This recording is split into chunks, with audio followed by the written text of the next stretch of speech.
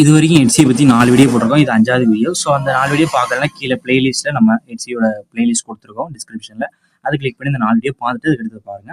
ஹெட்சி இப்போ ஹெட்சி உட்காந்து கிரியேட் பண்ணால் நீங்கள் முடிவு பண்ணிட்டீங்க, என்ன ப்ராடக்ட் பண்ணுறாலும் பண்ணிட்டு யோசிச்சுட்டீங்க.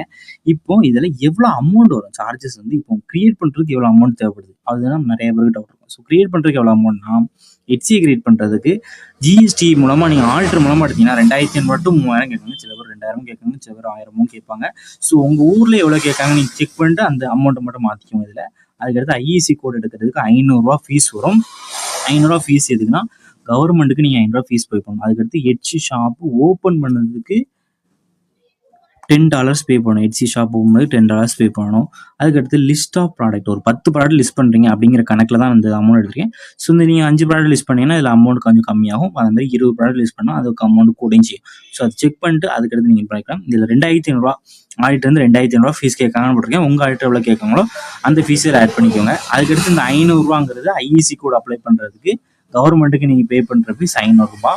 அதுக்கடுத்து இந்த 900 வந்து இந்த ஹெட்சி ஓப்பன் பண்ணுறதுக்கு டாலர் கணக்கு. ஸோ டாலரோட ரேட்டு பொறுத்து இந்த ரேட்டும் இது மாறும். அதுக்கடுத்து ஒரு ஷாப் ஓப்பன் பண்ணுறதுக்கு கிட்டத்தட்ட ஒரு ப்ராடக்ட் லிஸ்ட் பண்ணுறீங்க. அந்த லிஸ்டிங் ப்ராடக்ட் என்னன்னா, இப்போ நான் ஒரு ஷாப் வச்சுருக்கேன். அந்த ஷாப்பில் ஒரு செயினை நீங்கள் வந்து வைக்கிறீங்க. 4 மாதம் வாடகை தான் ஒரு ஷாப்புக்கு $18 வாங்குறாங்க. கிட்டத்தட்ட $0.20 தான் இவங்க சார்ஜ் பண்ணுறது. இது வந்து முன்ன பின்ன மாறும். ஸோ அதனால் நீங்கள் 20 மேக்ஸிமம் எடுத்துக்கோங்க. ஒரு ப்ராடக்ட் லிஸ்டிங் 20 வச்சுக்கோங்க.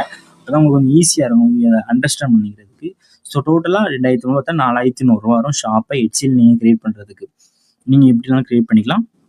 நீங்கள் இதில் எல்லாமே நீங்களே அப்ளை பண்ணி எடுத்தீங்கன்னா இது கொஞ்சம் கம்மியாகவும் ஆகும்.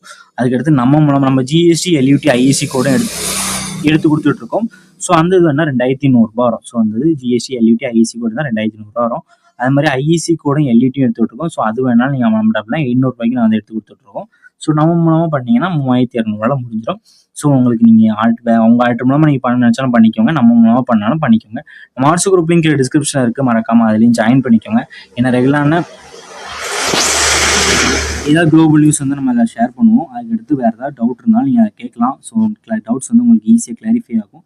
நம்ம வாட்ஸ்அப் நம்பரும் கீழே இருக்குது.